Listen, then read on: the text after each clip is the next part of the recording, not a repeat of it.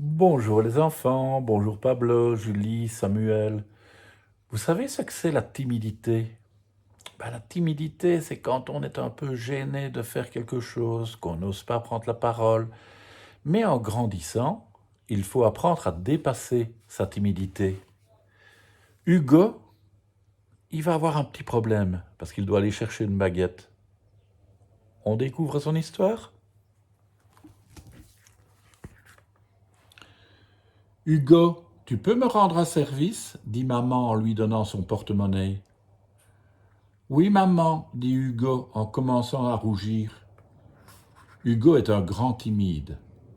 Il aime bien qu'on lui fasse confiance, mais dès qu'on lui demande quelque chose de nouveau, il a très envie de le faire et très peur en même temps.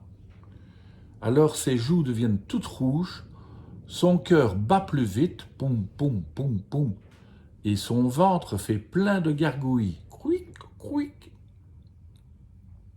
Va me chercher une baguette de pain, s'il te plaît, mon chéri, lui demande sa maman en souriant. Aïe, aïe, aïe, aïe, aïe. Alors là, c'est nouveau, justement. Et Hugo sent plein de picotements partout sur sa peau. Hugo connaît le chemin pour aller jusqu'à la boulangerie. Il sait ouvrir la porte, même s'il faut forcer un peu. Il adore l'odeur chaude et appétissante qui flotte à l'intérieur. Une odeur de farine et de levain qui le fait même saliver. Mais le problème, ce n'est pas d'aller à la boulangerie, non, non, ni d'y entrer, non, non, non, c'est de faire la queue. La boulangerie s'appelle Au Petit Mitron, et comme c'est la meilleure du quartier, il y a toujours un monde fou. Et les gens ont tendance à se serrer les uns contre les autres comme si ça allait les aider à passer plus vite. C'est terrible d'être serré comme des sardines. Mais le pire, c'est quand on est petit. On a l'impression d'étouffer. Et comme Hugo hésite, une grosse dame sans gêne le bouscule et lui passe devant. Hugo rejoint la queue, derrière la grosse dame malpolie, avant que quelqu'un ne lui prenne encore la place. Un autre client se met déjà derrière lui, et c'est là qu'il l'aperçoit. Elle. Pas de doute, c'est bien elle, c'est Adèle. Oh non! Pourvu qu'elle ne rentre pas. Eh bien si. Elle se dirige droit vers la boulangerie accompagnée de sa maman. Hugo ne se retourne pas, mais il sent sa présence derrière lui quand elle vient rejoindre la longue file d'attente. Les mains d'Hugo sont moites et il se sent rougir jusqu'à la racine des cheveux et jusqu'au bout des oreilles. Au secours, pourvu qu'elle ne le voie pas. Dis maman, je pourrais avoir un pain au chocolat? Demande la jolie petite voix d'Adèle. Hugo essaye de se faire tout petit et se concentre sur les vilaines chaussures de la dame malpolie devant lui. Un pain tranché, s'il vous plaît, demande à la boulangère le premier client de la file. Hugo entend la voix d'Adèle derrière lui et il ne peut pas s'empêcher d'écouter. Ses oreilles sont comme des antennes qui captent quelques mots par-ci par-là. Tiens, elle parle des copines et des copains. Oh, et si elle parlait de lui? Mais le bruit infernal de la machine à trancher couvre un instant les paroles d'Adèle. Quand le silence revient, il entend « Garçon timide, il est adorable, il rougit tout le temps. » Oh non, pourvu qu'elle ne parle pas de lui. Il faut dire qu'Hugo admire Adèle, mais il est aussi très agacé parce qu'elle a l'air trop sûre d'elle.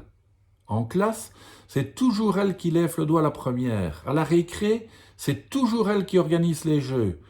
Bref, c'est la fille la plus agaçante et la plus intéressante de la Terre. Et ce n'est pas elle qui serait mal à l'aise comme lui maintenant. Une brioche, demande la cliente suivante. C'est enfin au tour de la grosse dame. Elle ne sait pas exactement ce qu'elle veut. Une miche, mais pas trop cuite. Celle-ci ne l'est pas assez. Non, non, non, pas celle-là, celle d'à côté. Oh, et puis non, finalement, je vais prendre une flûte. La boulangère commence à s'impatienter et à avoir la farine qui lui chatouille le nez. Mais le comble du comble, c'est qu'au moment de payer, la dame malpolie a oublié son porte-monnaie. « Bon, dit la boulangère avec un sourire crispé, je vous mets la flûte de côté. » Et la dame malpolie repart, un peu honteuse, de la boulangerie. C'est au tour du gars. Mais la boulangère ne semble pas l'avoir vu et demande au client suivant « Et vous, monsieur Leroux, un pain polka et une fougasse ?»« Ah non, c'est à ce jeune homme, dit le monsieur en désignant Hugo. »« Oh, mais c'est Hugo, s'exclame la boulangère. Excuse-moi, tu es venu sans ta maman ?» Tous les regards sont tournés vers lui maintenant, et il ne peut pas s'enfuir en courant. Et évidemment, c'est à ce moment-là qu'Adèle l'aperçoit. Hugo prend la baguette que lui tend la boulangère et ramasse la monnaie. « Ce qu'il est chou, dit la boulangère d'un air attendri.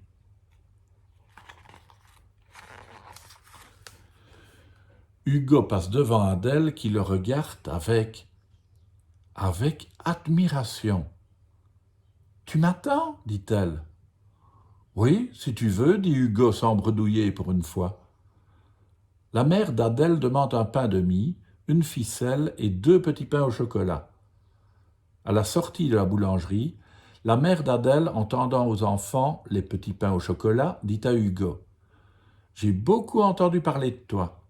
Tu vois, Adèle, Hugo, lui, va chercher le pain tout seul. »« Oui, eh bien, moi, je n'ose pas, dit Adèle en rosissant pour la première fois de sa vie. Tu me diras la prochaine fois. J'irai avec toi, propose Hugo, soudain plein d'audace. Et voilà le travail, dit Hugo en tendant fièrement la baguette toute chaude à sa mère. Maman, qui fait du pain perdu avec des tartines de pain sec, le regarde en souriant. Mais dis donc, toi, tu ne serais pas un peu en train de grandir ? Il y a quelque chose dans ton regard qui a changé. Et on dirait même que ça s'est passé aujourd'hui. Hugo se demande si sa maman n'est pas une fée pour si bien deviner les choses. Et voilà. Et vous les enfants, vous allez déjà chercher le pain tout seul ? Ou vous irez bientôt ? À demain.